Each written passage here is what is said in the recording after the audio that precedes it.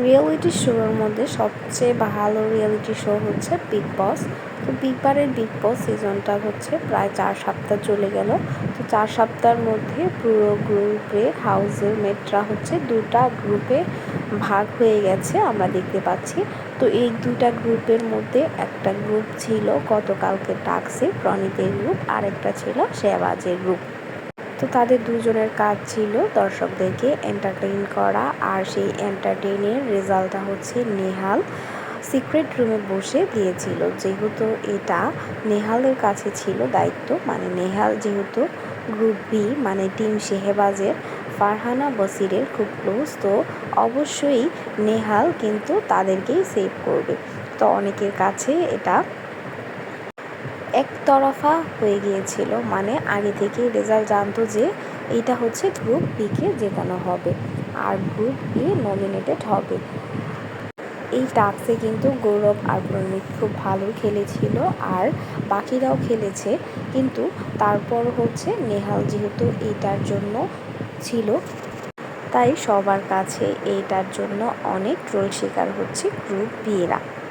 তো যেহেতু 2টা গ্রুপের মধ্যে বিভক্ত হয়ে গেছে, তোমরা সবাই কোন গ্রুপকে সাপোর্ট করছো অবশ্যই কিন্তু কমেন্ট বক্সে জানাবে। আর এছাড়াও গ্রুপ ছাড়া তোমরা স্পেশালি কোন কন্টেস্টেন্টকে সাপোর্ট করছো তা কিন্তু জানাবে। অ্যান্ড কারা কারা কোন কন্টেস্টেন্ট মানে অভিষেক, বাজাজ, গৌরব আর হচ্ছে আমালের মধ্যে কাকে সাপোর্ট করছে জানাতে ভুলবে না। কার গেমটা সবচেয়ে বেশি ভালো লাগছে, কিন্তু আমাল এখানে একটু নেগেটিভ ক্যারেক্টারও হলেও কিন্তু শোয়ের মধ্যে আমার পুরোটা গেম জুড়েই কিন্তু দেখা যাচ্ছে। গৌরবকে কিন্তু আমরা হিসেবে কম দেখতে পাচ্ছি। অভিষেক, বাজাজও কিন্তু টুইটারে ভালোই ট্রেন্ড করে চলছে। আবার বসির আলীও কিন্তু খুব ভালো খেলছে। আর বসির আলীরও যেহেতু অনেকগুলো রিয়েলিটি শো করে এসেছে, তার কিন্তু ফ্যান বেসটা অনেক ভালো রয়েছে।